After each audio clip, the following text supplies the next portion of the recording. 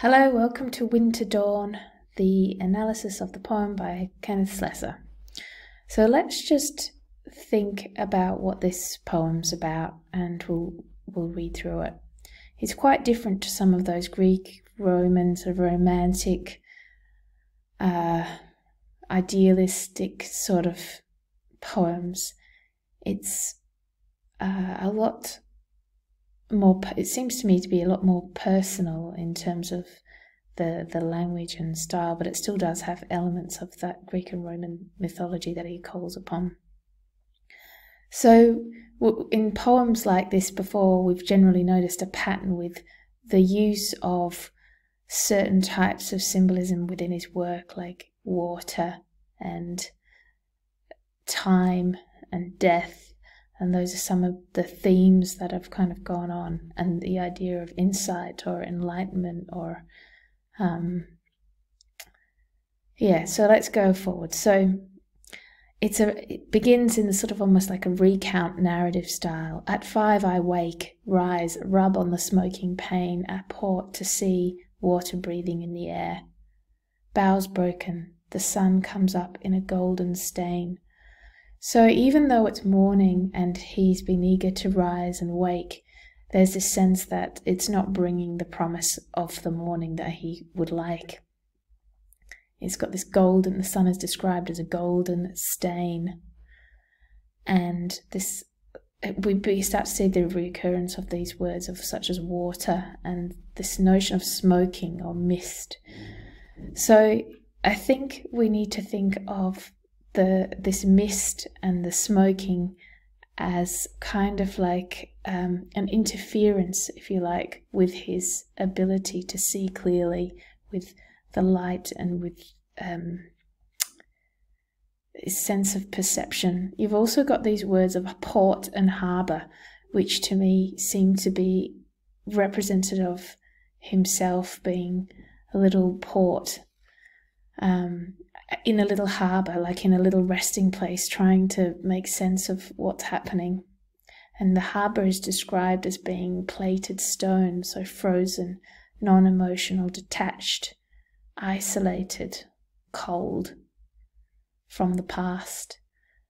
And he describes dull flakes of ice, so again this kind of frozen, joyless, trapped kind of place, and it's described as a winter dawn. One light drips out alone, one bead of winter red, smouldering in the steam. Quietly over the rooftops, another window, touched with the crystal fire in the sun's gullies, one lonely star of the morning when no stars gleam.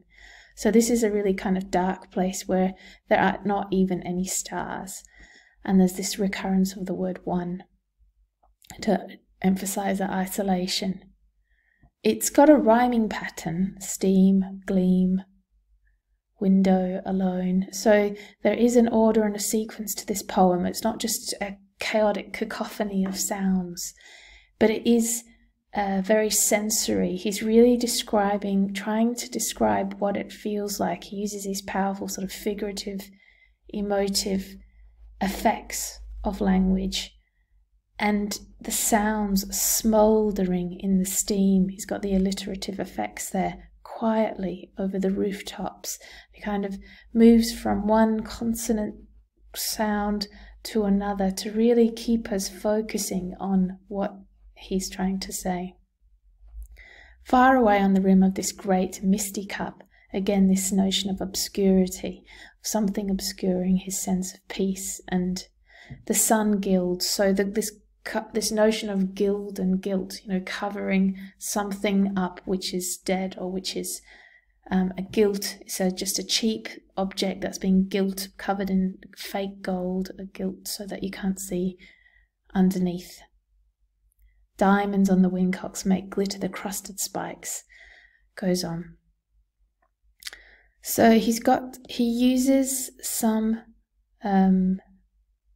sort of two-part words here, and I think you might be able to describe them as kennings, where it's the name of something which is described by two parts to kind of make sense.